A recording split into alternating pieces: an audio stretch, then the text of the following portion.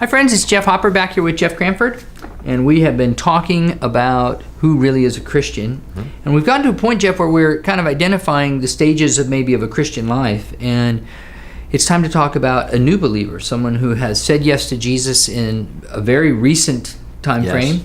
And what often does their life look like, and maybe what allowances do we need to make for someone who's at that stage of spiritual growth? Well, Paul actually even makes allusions to that in his letter to the Hebrews. He talks about, by now you should be teachers of the word, but you have still need of milk, which would give us a picture, kind of a nice metaphor of a new believer is in desperate need of milk, the milk of the word and discipleship and all those kinds of things.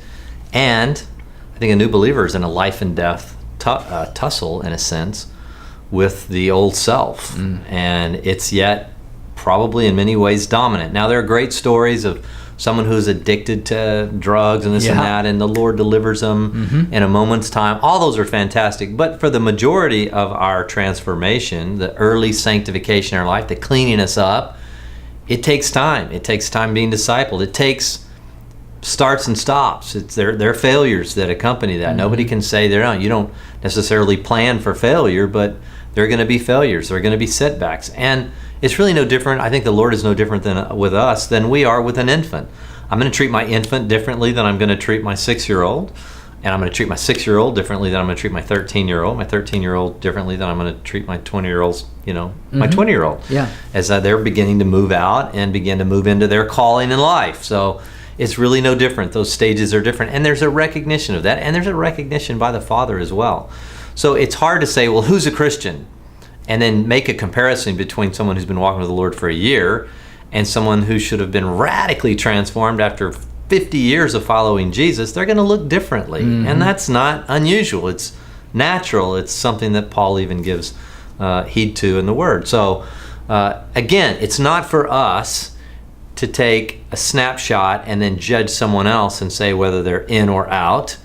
But Paul does say, judge yourself to see, check yourself to see if you're in the faith.